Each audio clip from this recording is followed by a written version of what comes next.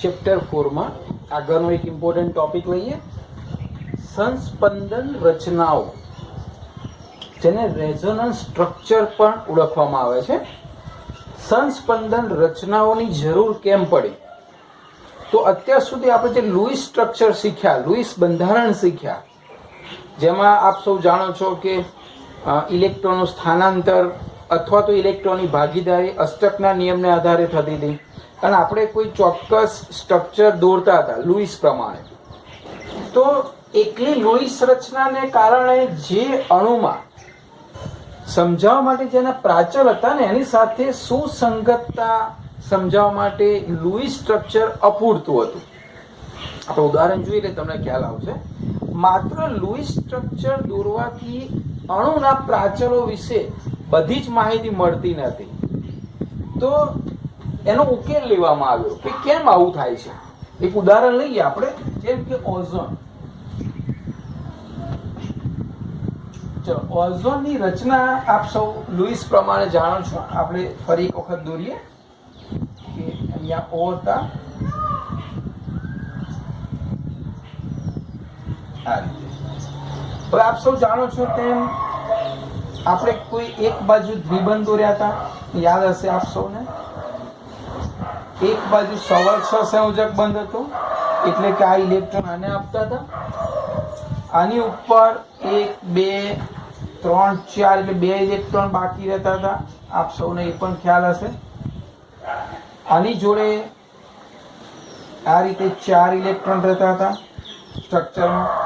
આની પાસે 6 ઇલેક્ટ્રોન રહેતા હતા.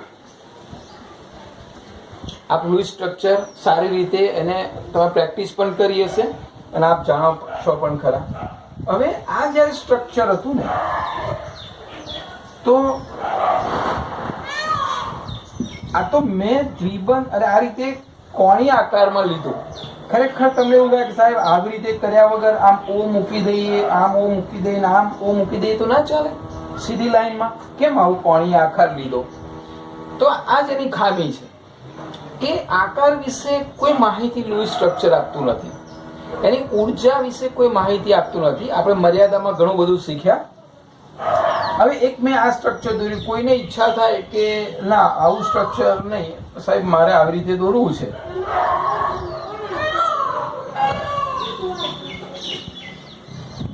મને આ બાજુ દ્વિબંધ નથી મારે જોઈતો, મારે દ્વિબંધ આ બાજુ લેવું છે આવો સાથે,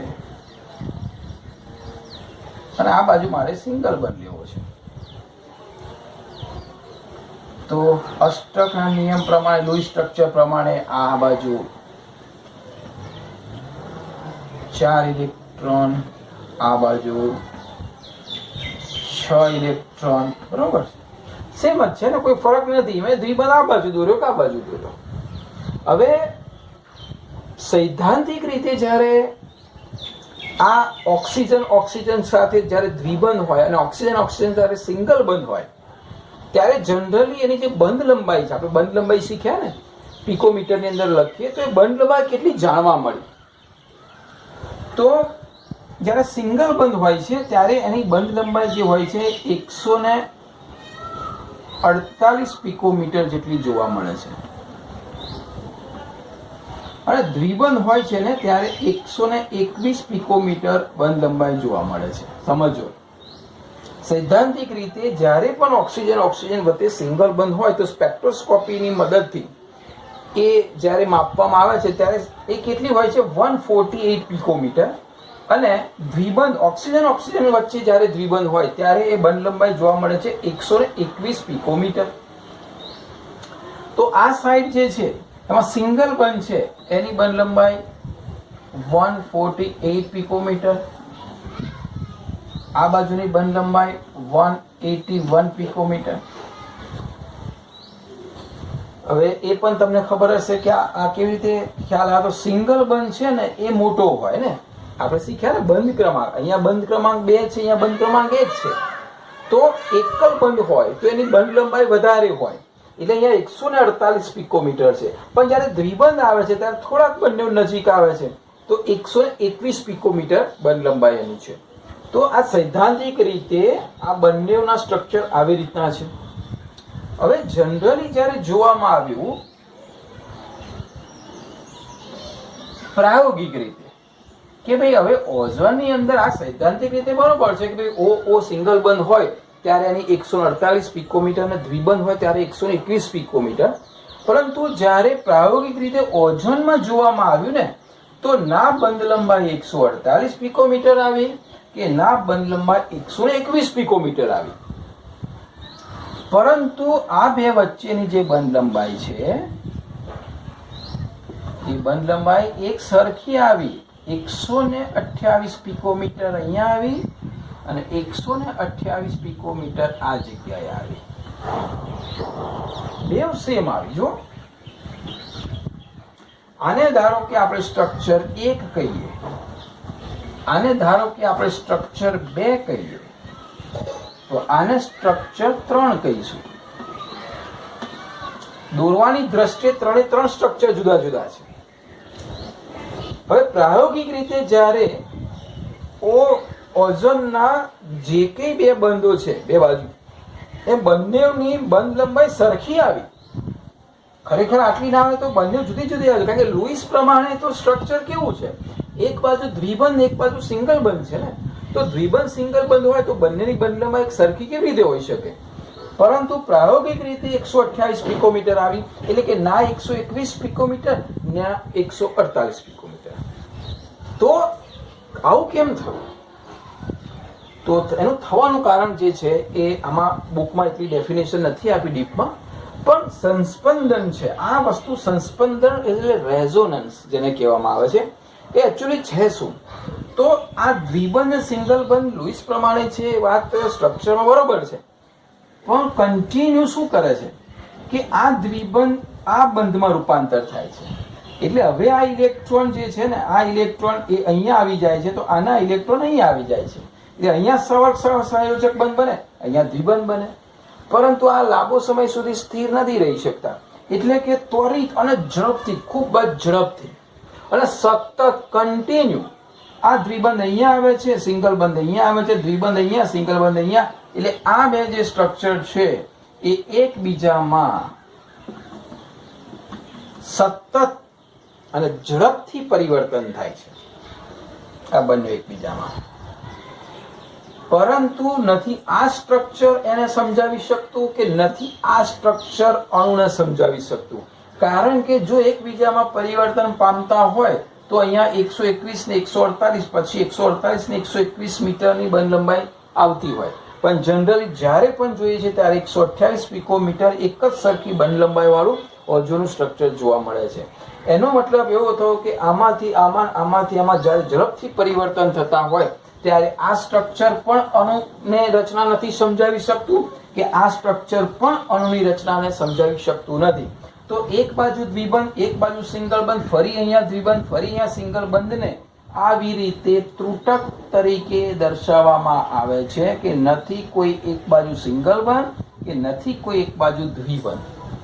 બરોબર? કારણ કે દ્વિબંધ અહીંયાથી અહીંયા વારંવાર સતત રીતે ઝડપથી પરિવર્તન થતું હોય, એટલે કે નથી દ્વિબંધ કોઈ આ બાજુ કે નથી કોઈ દ્વિબંધ આ બાજુ.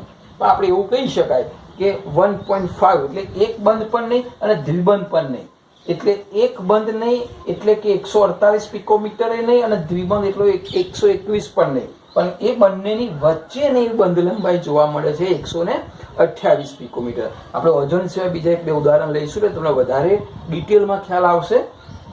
તો આ બે જે છે ને 1 અને 2 એને એકબીજાના 1 અને 2 જે છે એને એકબીજાના વિહિત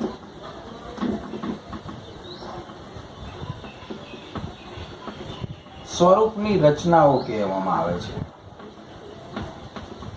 એને સંસ્પંદન સૂત્ર પણ કહી શકીએ આપણે. સંસ્પંદન સૂત્ર. બરોબર? ફરીથી આ જે રચના આવી બને છે, કોઈનામાં 2 બને, 3 પણ બને, 4 પણ બને, જેવું અણુ ડિટેલમાં આપણે શીખીશું, 5 પણ બને. તો ટૂંકમાં આવી એકબીજામાં પરિવર્તન થતી અને પ્રાયોગિકને સમર્થન નથી આપતી, સૈદ્ધાંતિક રીતે બરોબર છે. તો એવા જે સ્વરૂપો છે ને એકબીજાના વિહિત સ્વરૂપો કહેવામાં આવે છે, એકબીજામાં પરિવર્તન થતા સ્વરૂપો કહેવામાં આવે છે, અથવા તો એને સંસ્પંદન સૂત્ર તરીકે પણ ઓળખાય છે. આના 2 સંસ્પંદન સૂત્ર છે. આવી રીતે પણ ઓળખવામાં આવે છે, રાઈટ. હવે આ બંનેનું આ એક રૂપ છે, કારણ કે બંનેની ઝડપથી પરિવર્તન થાય ત્યારે આ રૂપ મળે જે પ્રોપર રીતે અણુને દર્શાવી શકે છે. તો એને દર્શાવવા માટે આ રીતે 3 લાઈન દર્શાવવામાં આવે છે, બરોબર. અને બીજું કે આવા જ્યારે વિવિધ સ્વરૂપો હોય છે એને બંને બાજુ એરો કરીને નિશાની લેવામાં આવે છે. આ બંને બાજુ એરો જ્યારે આપણે લખીશું ત્યારે એનો મતલબ આમાંથી આમાં આમાંથી આમાં પરિવર્તન થાય છે. એટલે બધા સંસ્પંદન સૂત્ર છે અથવા તો વિહિત સ્વરૂપની રચના કહેવામાં આવે છે ને. અને એમાંથી જે એક આવું સ્વરૂપ પેદા થાય છે એને આપણે આવી 3 લાઈનથી દર્શાવીશું. એટલે કે આ જે છે પ્રાયોગિક સમર્થન આપે છે અણુનું. અને અણુની રચના દર્શાવવા માટે નહીં આ કે નહીં આ, પરંતુ આ સ્ટ્રક્ચરની જરૂર પડે છે. તો આ થોડો ખ્યાલ હતો સંસ્પંદનનો. હવે આપણે થોડુંક ડિટેલમાં જોઈએ બુક પ્રમાણે. ફરીથી એકલી લુઈસ રચના, આ એકલી હોય અથવા તો આ એકલી રચના હોય.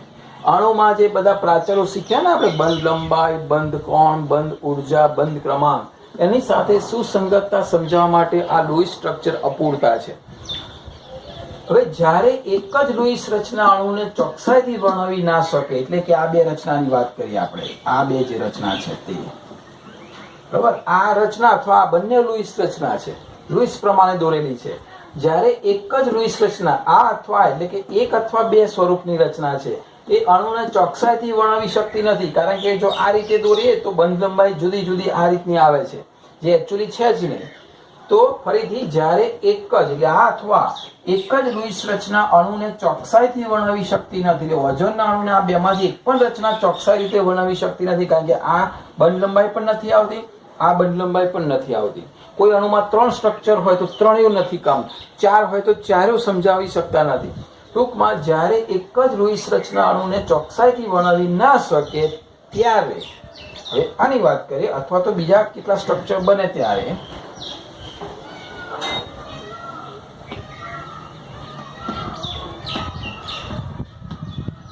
સમાન ઉર્જા. હા, એટલે આ જે એક સ્ટ્રક્ચર નથી સમજાવ્યું એટલે આપણે આ દોર્યું, આ દોર્યું હોય આ ના સમજાવે એટલે આ દોર્યું, બરોબર. એટલે ઘણી વખત 2-3 ગમે તેટલા દોરવાના જરૂર પડે. તો આ બધી જે છે સમાન ઉર્જા. અચ્છા, આ બંનેની ઉર્જા સેમ છે, આની જેટલી ઉર્જા હશે એટલે આ જ. ગણિતમાં 3 દોરીશું તો ત્રણેયની ઉર્જા સમાન, 4 દોરીશું તો ચારેયની ઉર્જા સમાન. કેન્દ્રનું સ્થાન એટલે જ્યાં કેન્દ્ર હશે ત્યાં જ કેન્દ્ર હશે, બરોબર. એટલે કેન્દ્રનું સ્થાન. અને બંધકારક અબંધકારક ઇલેક્ટ્રોન યુગ્મો એટલે અહીંયા જેટલા બંધકારક ઇલેક્ટ્રોન યુગ્મ હશે એટલા જ અહીંયા બંધકારક હશે, અહીંયા જેટલા અબંધકારક હશે એટલા જ અહીંયા અબંધકારક હશે, રાઈટ. ફરીથી સરખું શું છે તો કે સમાન ઉર્જા, કેન્દ્રનું સ્થાન પણ સમાન અને બંધકારક અબંધકારક ઇલેક્ટ્રોન યુગ્મ પણ સમાન. એવા દર્શાવતા ઘણા પ્રમાણિત સ્વરૂપો, આ પ્રમાણિત સ્વરૂપ, આ પ્રમાણિત સ્વરૂપો એ બધા જ ગણતરીમાં લેવાય છે. યાદ રાખજો. ફરીથી આ બધા સ્વરૂપો કેવા છે? જ્યારે કોઈ એક સ્ટ્રક્ચર આ અથવા આ એ અણુને ચોકસાઈથી વર્ણવી શકતા નથી ત્યારે સમાન ઉર્જા, કેન્દ્રના સ્થાન અને બંધકારક અબંધકારક ઇલેક્ટ્રોન યુગ્મ દર્શાવતા ઘણા પ્રમાણિત સ્વરૂપો ગણતરીમાં લેવાય છે, એટલે દોરવામાં આવે છે.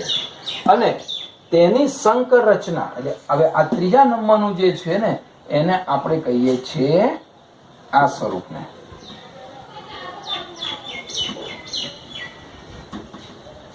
બરાબર. આ સ્વરૂપો દોર્યા બધા વધારાના એ આ રચનાની વાત કરેલી છે. તો અને તેની સંકર રચના એટલે આને કયા નામે ઓળખવામાં આવે છે? આ કયા નામે ઓળખવામાં આવે છે? વિહિત સ્વરૂપની રચના. આ કયા નામે ઓળખવામાં આવે છે? સંસ્પંદન સંકર. એટલે કે અને તેની સંકર રચના અણુનું ચોકસાઈ પૂર્વક વર્ણન કરે છે. અને આ ચોકસાઈ પૂર્વક વર્ણન કરે છે અને કયા નામે ઓળખવામાં આવે છે? સંસ્પંદન સંકર તરીકે ઓળખવામાં આવે છે. અને આ જે છે ત્રીજા નંબરનું સ્વરૂપ એ સંસ્પંદન સંકર સ્વરૂપ છે. કોનું? ઓઝોન અણુનું. આ બે કયા સ્વરૂપે ઓળખવામાં આવે છે?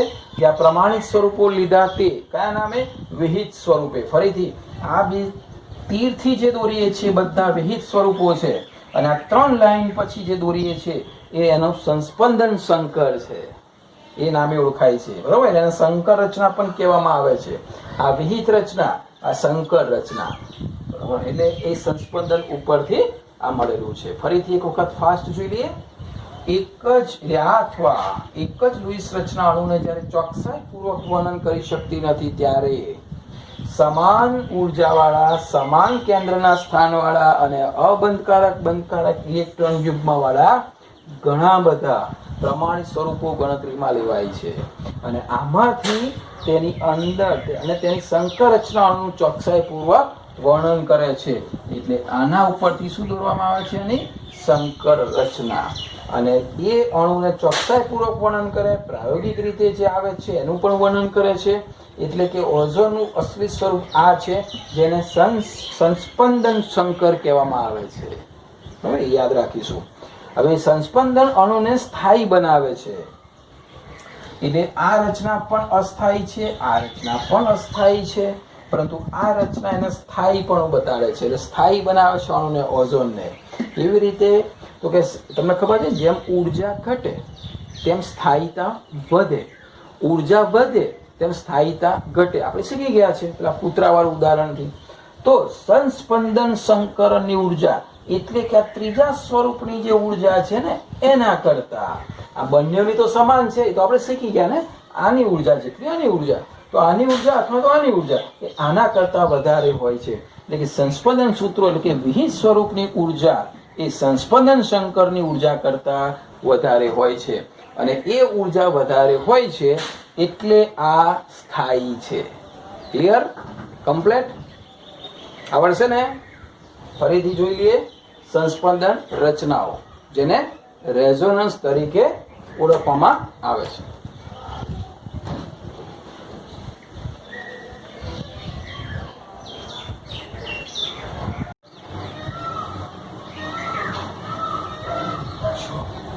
ઓઝોનના સંસ્પંદન એટલે કે વિહિત સ્વરૂપો આપણે જોયા.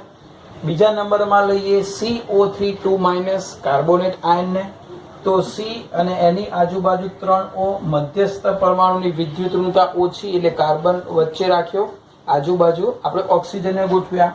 આપ સૌ જાણો છો તેમ એના 4 ઇલેક્ટ્રોન છે. તો આ રીતે તમે બે-બેની ભાગીદારી કરશો. એક ઇલેક્ટ્રોન અહીંયા આપશો, એક ઇલેક્ટ્રોન અહીંયા આપશો, એટલે કાર્બનના 4 ઇલેક્ટ્રોન થઈ ગયા.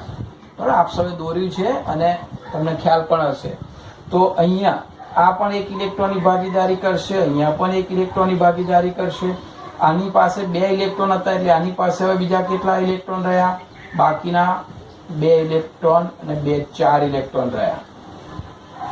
તો આને આપણે આને પણ જોઈ લઈએ. 1 ઇલેક્ટ્રોન એટલે બાકી કેટલા રહ્યા? 5 ઇલેક્ટ્રોન. 2 2 4 1 2 3 4 5 ને 6 થઈ ગયા ને. અને 1 ઇલેક્ટ્રોન શું કરશે? બહારથી લેશે એટલે આની ઉપર તો વિચવાર માઇનસ. એ રીતે આ જગ્યાએ પણ આપ સૌ જાણો છો તેમ 2 2 4 1 5 1 ઇલેક્ટ્રોન બહારથી લેશે એટલે એની ઉપર પણ કયો વિચવાર? માઇનસ વિચવાર.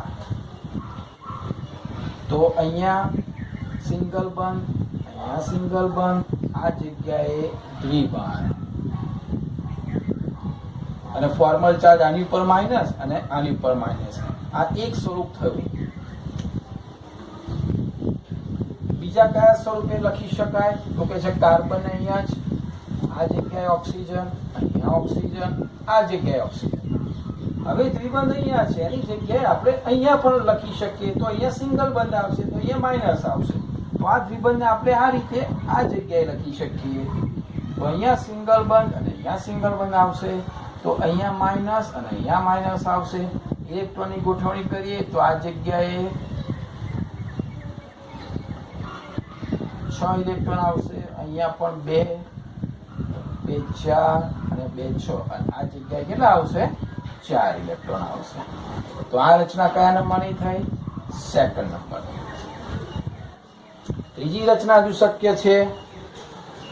અહીંયા કાર્બન, ઓક્સિજન, ઓક્સિજન, ઓક્સિજન. ચલો હવે દ્વિબંધ અહીંયા હતો, અહીંયા આવ્યો, જો અહીંયા બાકી છે. તો આ રીતે એનું સ્ટ્રક્ચર અહીંયા દ્વિબંધ આવશે.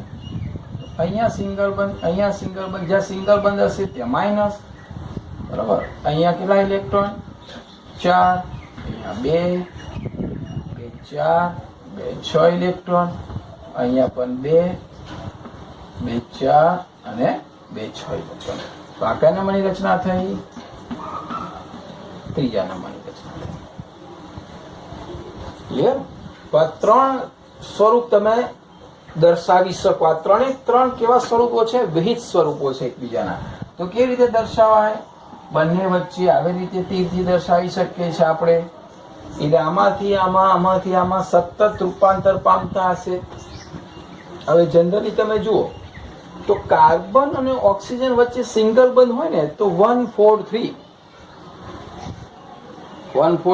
નંબર જોઈને પાછા હસતા નહીં, હા, કારણ કે 143 નંબર બીજી રીતે પણ પાછો બહુ ઉપયોગી છે.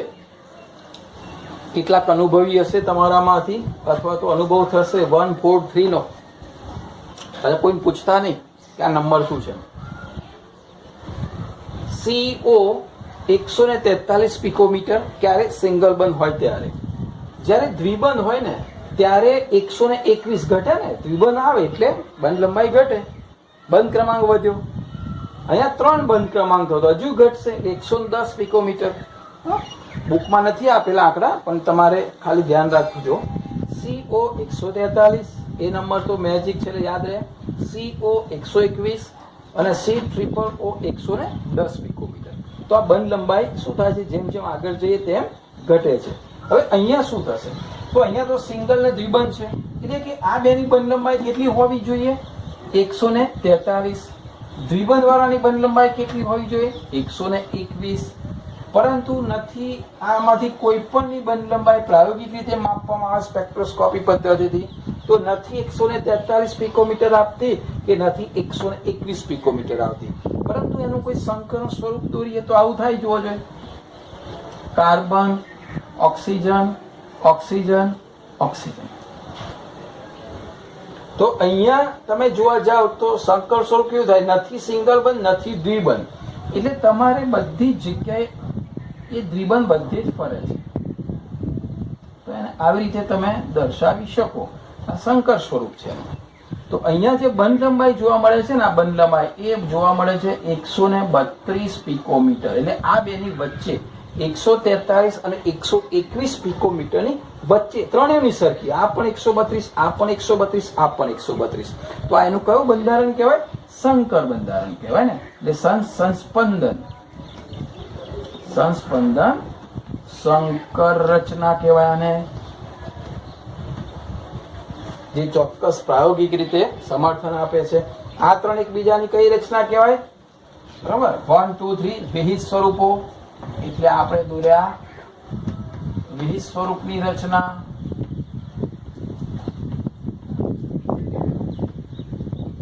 કેટલી જોવા મળે છે? 3.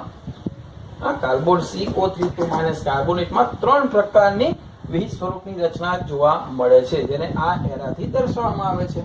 આની જરૂર નથી, હા, પરીક્ષામાં પૂછાય તો. આ તો ખાલી મેં તમને સમજાવવા માટે. આપણે 3 દોરવાના છે વિહિત સ્વરૂપો. ચલો બીજું એક ઉદાહરણ લઈએ.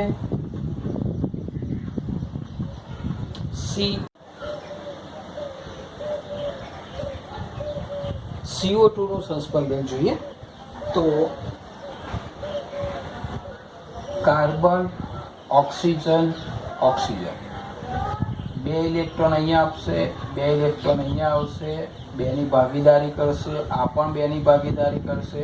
આની પાસે 4 ઇલેક્ટ્રોન બાકી રહેશે, અને 6 ઇલેક્ટ્રોન છે એટલે 4 અહીંયા રહેશે. બરાબર, આ રીતે કાર્બન ડાયોક્સાઇડનું એક સ્વરૂપ આપણે લખી શકીએ. અષ્ટક અહીંયા પણ પૂર્ણ થાય, અષ્ટક અહીંયા પણ પૂર્ણ થાય, અષ્ટક અહીંયા પણ પૂર્ણ થાય. બીજા સ્વરૂપની અંદર લઈએ કાર્બન, ઓક્સિજન, ઓક્સિજન. જો એ સમજો કે અહીંયા એવું બની શકે કે અષ્ટક પૂર્ણ ત્રણેયના કરવાના છે. તો આવી રીતે પણ થઈ શકે કે અહીંયા જે છે આ ઓક્સિજન, એ ઓક્સિજન આ જગ્યાએ અહીંયા કાર્બન ઇલેક્ટ્રોન આને આપે. ઓક્સિજન આ ઓક્સિજનને આપે એટલે સવર્ગ સહસંયોજક બંધ બનાવે, રાઈટ. તો આને પ્લસ અને માઇનસ કરી શકીએ ને, એટલે આને પ્લસ થાય, અહીંયા માઇનસ થાય. તો એક શક્યતા આવી છે.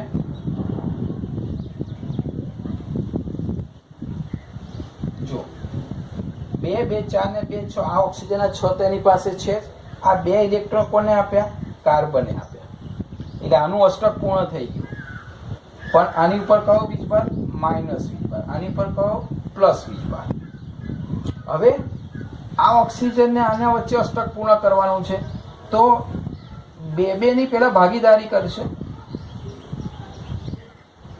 એ કાર્બનના 4 પૂરા થઈ ગયા. જુઓ 1 2 3 ને 4, 2 કાર્બને એને આપ્યા અને બાકીના 2 ની એને ભાગીદારી કરી. હવે અષ્ટક પૂર્ણ કરવા માટે 1 2 3 4 5 6 કાર્બનને 2 ખૂટે એટલે ઓક્સિજન શું કરશે? એના 2 ઇલેક્ટ્રોન ફરી પાછા આને આપશે. એટલે ઓક્સિજન આ 1 2 3 ને 4 થઈ ગયા. હવે બાકી કેટલા રહ્યા એની પાસે? 2 ઇલેક્ટ્રોન. એટલે ઓક્સિજને આને આપ્યા. આને આપ્યા એટલે આની ઉપર કયો વીજભાર આવ્યો? માઇનસ. અને આને આપ્યા એટલે આની ઉપર શું આવ્યો? પ્લસ. બરોબર? એટલે આની ઉપર માઇનસ વીજભાર આવ્યો, આની ઉપર પ્લસ આવ્યો. આ બંનેનો પ્લસ માઇનસ થઈ ગયો એટલે આ નીકળી જશે. તો હવે જો અષ્ટક જો 1 2 3 4 5 6 7 8 આ ઓક્સિજનનું અષ્ટક પૂર્ણ, 3 3 6 અને 2 8 આ કાર્બનનું અષ્ટક પૂર્ણ અને આ ઓક્સિજનનું અષ્ટક પૂર્ણ. ત્રીજી શક્યતા એટલે આનો આ નંબર બીજા નંબરની રચના થઈ. ત્રીજા નંબરની રચના તો કાર્બન ઓક્સિજન ઓક્સિજન. સેમ વસ્તુ અહીંયા લાગુ પડે. હવે આ કાર્બન આને 2 ઇલેક્ટ્રોન આપશે. આની પાસે ઉપર એના પોતાના તો 6 ઇલેક્ટ્રોન છે જ, એટલે અહીંયા એનું અષ્ટક પૂર્ણ થઈ જશે. આને આપ્યા એટલે આની ઉપર માઇનસ, આની ઉપર પ્લસ આવ્યો, પણ ફરી પાછો ઓક્સિજન એને આપે છે. પહેલાં તો 2 ઇલેક્ટ્રોનની ભાગીદારી કરે છે, પછી આ ઓક્સિજન એ કાર્બનને આપે છે એટલે પ્લસ માઇનસ નીકળી ગયા. આને આપે એટલે આની પાસે કેટલા રહ્યા? 1 2 3 4 5 6 એટલે આની ઉપર આવશે હવે પ્લસ, કારણ કે આને એને કાર્બનને આપ્યા. એટલે આ 2 વચ્ચે જે છે, આ 2 વચ્ચે, તો આ ત્રીજા નંબરનું સ્વરૂપ. 3 સ્વરૂપની અંદર એના વિવિધ સ્વરૂપો છે. કોના? કાર્બન ડાયોક્સાઇડના. કાર્બન ડાયોક્સાઇડનું વિવિધ સ્વરૂપ ફરી સમજાવું છું, બરોબર ધ્યાન રાખજો. આ સ્વરૂપ તમને આવડશે. 2ની ભાગીદારી કરે છે, ઓક્સિજન પણ 2 આપે છે, આ બાજુ ઓક્સિજન 2 આપે છે, એટલે 4 ને 2 6 ઓક્સિજનના, અને આ 2 થઈ અષ્ટક પૂર્ણ. કાર્બનના 4 ને 4 અષ્ટક પૂર્ણ, આ ઓક્સિજનનું અષ્ટક પૂર્ણ. હવે ધ્યાન રાખજો શું થાય છે અષ્ટક પૂર્ણ કરવા માટે. બીજું વિવિધ સ્વરૂપ કેવી રીતે થાય? હવે કાર્બન આને 2 આપે છે, આ કાર્બને 2 અને આપ્યા, આની પાસે 2 2 4 ને 2 6 રહ્યા. આને આપ્યા એટલે અહીંયા પ્લસ આવે, આની પર માઇનસ આવે. સવર્ગ સહસંયોજક બંધ જેવી રચના થાય. ટૂંકમાં અષ્ટક તો પૂર્ણ થઈ ગયું લુઈસ પ્રમાણે. ગમે તે રીતે આપણે અષ્ટક પૂર્ણ કરવાનું છે ને. હવે કાર્બનની પાસે 2 આપે એટલે એની પાસે બીજા 2 રહ્યા. એ 2ની 2 ઇલેક્ટ્રોન સાથે ભાગીદારી કરશે. પણ આના અષ્ટક માટે જો 2 ખૂટે છે, કારણ કે આને બહુ દાનેશ્વરી બનીને આને આપ્યા. તો સામે એવું કહે ભાઈ મારા ભાઈને તે મદદ કરી તો હું તને મદદ કરું, એટલે આ 2 ઇલેક્ટ્રોન એને આપશે. એટલે આ સવર્ગ બંધ થશે. એટલે ઓક્સિજનના આ 2 તો ખરા, આ 2 પણ ઓક્સિજનના. એટલે 1 2 3 4 5 ને 6 થયા. પણ આને આપે એટલે આની પર પ્લસ ને આની પર માઇનસ. હવે આને આપે એટલે પ્લસ, આને આપે એટલે માઇનસ. પ્લસ માઇનસ અહીં તટસ્થ થઈ ગયો. એટલે આની પર પ્લસ આવે, આની પર માઇનસ આવે. સેમ વસ્તુ અહીંયા, આ પ્લસ અને આ માઇનસ. બરાબર? આ રીતે તમે એને યાદ રાખશો. ઓક્સિજનનો ફોર્મલ ચાર્જ છે. હવે કાર્બનમાં તમે જુઓ તો સિંગલ બંધ અને ત્રિબંધની વાત ચાલે છે. અચ્છા, દ્વિબંધ જે છે, અહીંયા દ્વિબંધ છે, એ દ્વિબંધ કેટલાનો હોય? 121. સમજો, આ 121. અહીંયા સિંગલ બંધ કેટલાનો હશે? 143. ત્રિબંધ કેટલાનો હશે? 110. તો નથી ત્રિબંધ આવતો, નથી દ્વિબંધ આવતો. તો અહીંયા કાર્બન કાર્બન વચ્ચે જે બંધ બને છે ને, એ આ રીતનો બંધ બને છે. તો અહીંયા કાર્બન કાર્બન વચ્ચેની, એટલે કાર્બન ઓક્સિજન, સોરી, કાર્બન ઓક્સિજનની જે બંધ લંબાઈ આવે છે એ 115 પિકોમીટર હોય છે. એટલે નથી દ્વિબંધ વાળો, નથી ત્રિબંધ કે નથી સિંગલ બંધ. જો દ્વિબંધ ત્રિબંધની વચ્ચેની રચના બને છે અને 110 ને 121ની વચ્ચે 115 પિકોમીટર જોવા મળે છે. થોડીક પ્રેક્ટિસ કરજો, 5-6 વખત દોડજો તમારી જાતે, તો તમને ખ્યાલ આવશે સંસ્પંદન સૂત્ર. અને જ્યારે ઓર્ગેનિક કેમિસ્ટ્રી ચલાવીશું ત્યારે ઘણા બધા બેન્ઝીનના અને એના સારા સરસ સંસ્પંદન સૂત્ર આવશે. અત્યારે આપણે કોર્સ પ્રમાણે આ 3-4 સૂત્રની મદદથી આપણે તૈયાર કરીશું. બરાબર? તો 3 વારે પરથી દોરીને ફૂલ પ્રેક્ટિસ કરજો, જાતે દોરજો 5-6 વખત. અને ચેક કરજો અને ડુઈસ પ્રમાણે અષ્ટક રચના થાય છે કે નહીં. અને આ વાત હતી સંસ્પંદન રચનાઓ.